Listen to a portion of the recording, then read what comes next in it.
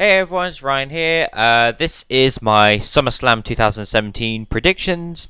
There are 13 matches for a 4-hour show, although there's 2-hour pre-show and 3 of those matches are on the pre-show.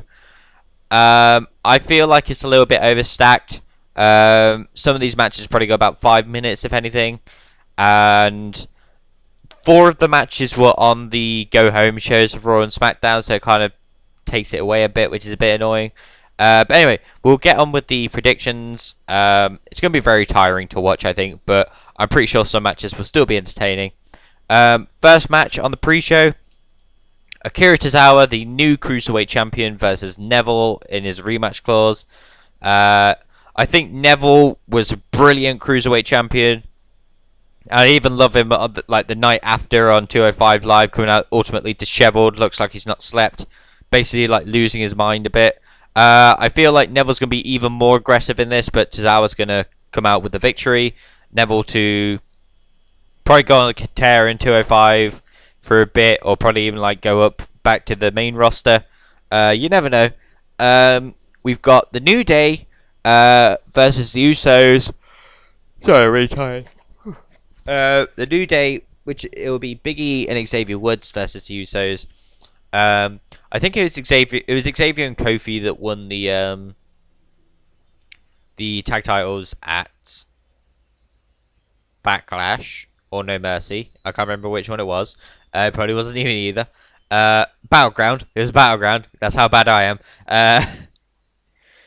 Yeah, I feel like they're gonna win this. I'm a bit annoyed that it's a pre-show, considering it was their match of the night for Battleground. I'm pretty sure it'll be just as good, if not better. But for it to be on the pre-show is a bit of a disappointment. There are other matches which could easily be on the pre-show. For example, Randy Orton versus Rusev, or Big Show and Big Cass. Then finally, we've got the Hardy Boys and Jason Jordan versus The Miz and The Miztourage. Again, this was on Raw already. So, like, I guess this has sort of been thrown in because obviously the rival, Scott Dawson's injured this time, so they can't have the triple threat tag team match between the Hardys, the Revival, and the Club. But the Club were helping Big Cass for some reason. Like, out of nowhere, they just went, oh, we'll help him, because why not? But anyway, so it's the Hardy Boys with Jason Jordan versus The Miz and The Miztourage. I've gone for the Hardy Boys and Jason Jordan. Again, it's a bit annoying, the Intercontinental title's not being defended at SummerSlam, especially with it being The Miz. But again, it would be against Jason Jordan, which he's not ready for. But onto the main show, Naomi versus Natalya for the SmackDown Women's Championship. I'm going to go for Natalya. Naomi's not interested me as the champion. I really don't like it when she does promos and stuff. Like, I get that she's sort of like from that area, but like when she's doing, oh, it's totally lit, yo. It's like, if you're a champion, don't talk like that. Like, it's just, I just can't bear faces that talk like that and everything. It's just does my head in. But yeah, like, her title reign's not been interesting to me either. And Natalya's been around for a long time. She at least deserves a title reign. If it's going to be a title reign, I don't mind if it's a few weeks. I don't think Carmella's going to cash in. She's been teasing Naomi for ages. Like, I got the briefcase, so even if you win, I can cash in on you. Which I don't think she will. It's sort of how Carmella works. She'll do it for ages to the point she genuinely annoys you. But I've gone for Natalya to win. A short reign, but I feel like Natalya deserves some title reign at least. We've got Alexa Bliss versus Sasha Banks. I've gone for Alexa to retain. Like, Sasha's just been thrown in last second because it was supposed to be Bayley. And then now, because Bayley's out with a shoulder injury, they had the qualifying matches where it was Nia Jax versus Sasha Banks. And obviously Sasha wins. What, title shot number 20 now for Sasha? I mean, come on. Like, I really wanted Nia Jax. I know it doesn't fit the whole Nia versus Alexa thing.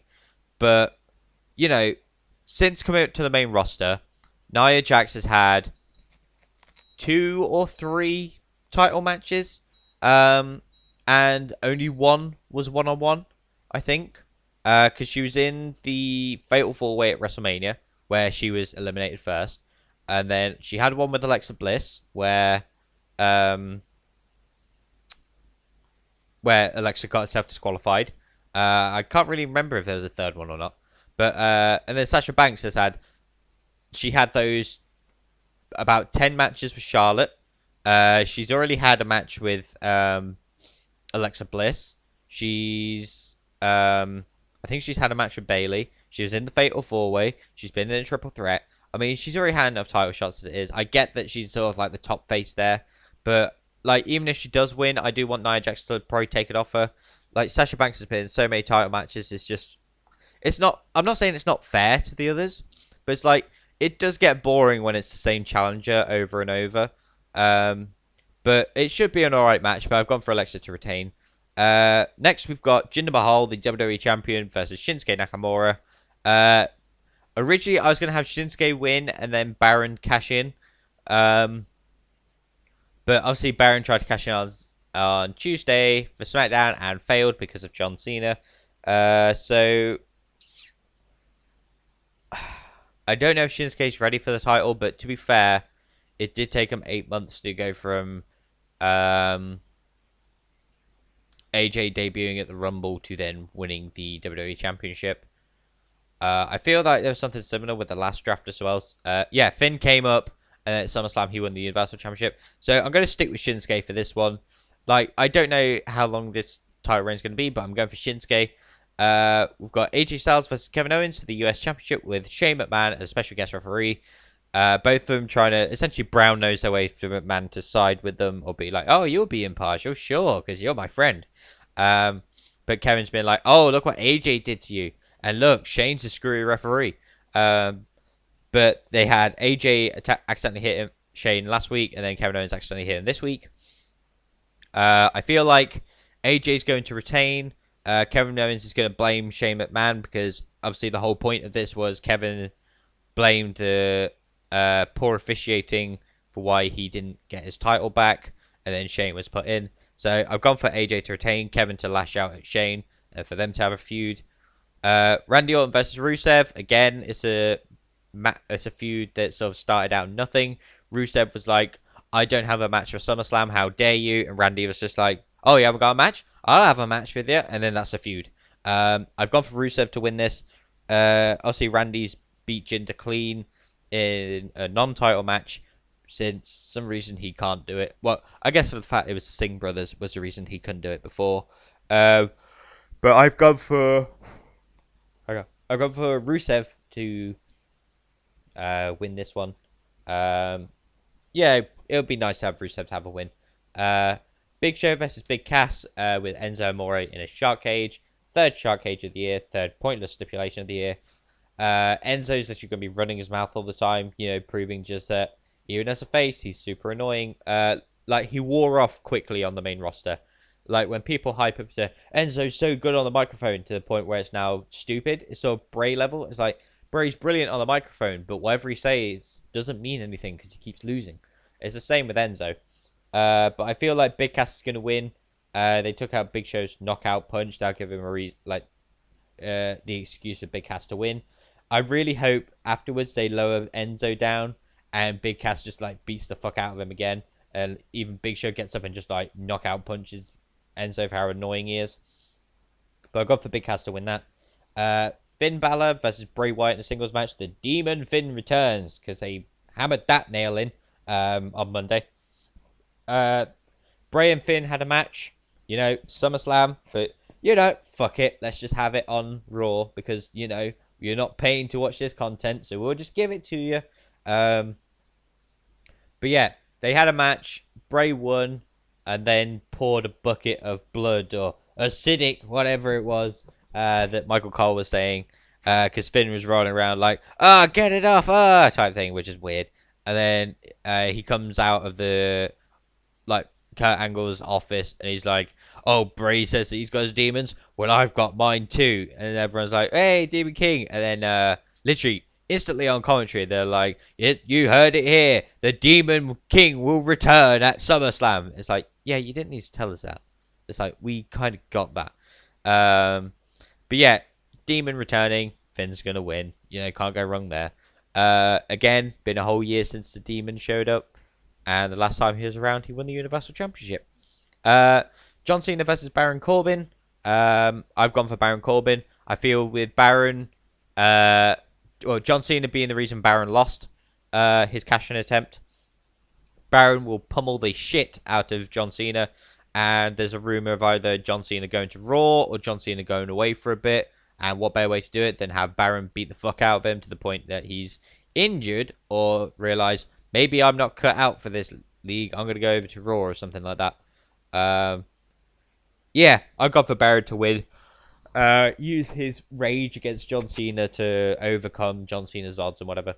Cesaro and Sheamus for the Raw Tag Team Championships versus the recently reunited Dean Ambrose and Seth Rollins. You got the Bar versus the Brothers. And I feel like Dean and Seth are going to win. The reunion will be for nothing unless it's a Dean heel turn. I feel like they'll win at SummerSlam for that feel-good moment. It'll probably be like the first match on the show. And then I'll have them lose it like at Hell in a Cell or something. And then Dean blames Seth for something again. And then Dean turn on Seth, turning him heel. Or it could go with this alternate plan that I might have. So Dean and Seth win the championships, and then on to the main event. Brock Lesnar with Paul Heyman versus Roman Reigns versus Samoa Joe versus Braun Strowman in a fatal 4-way for the WWE Universal Championship. If I was going to go with my other prediction, I'm actually going to go with it because WWE will go to that level. Like, they won't do it the way I'm planning, where Dean and Seth win the Raw Tag Team Championships, and then they'll help Roman win the Universal Championship. I feel like Roman's just going to win it by himself. He'll pin Samoa Joe, I think. Samoa Joe will take the fall. Brock will, like, take Braun out, and then Roman will throw Brock out, and then pin Samoa Joe, or, like, spear him or some shit like that. Or I feel like Brock will hit his finisher, Braun will attack him, something like that. But I feel like they're going to go down the route. Roman Reigns wins SummerSlam. It was bad enough with the way it ended last year. Well, not with the Brock Lesnar pummeling Orton. I mean, with the Universal title, when everyone was like, "Hey, we want being assholes." Yeah, I've gone for Roman to win the title. As much as I don't want it to happen, I feel like WWE will go down that route because WWE are assholes sometimes. But that's all my predictions. If I get 7 out of 13 minimum, I will win the title, which is still vacant. I still yet to win that. But let me know what your predictions are for SummerSlam, and I hope it's a good show, and I shall see you in the next one.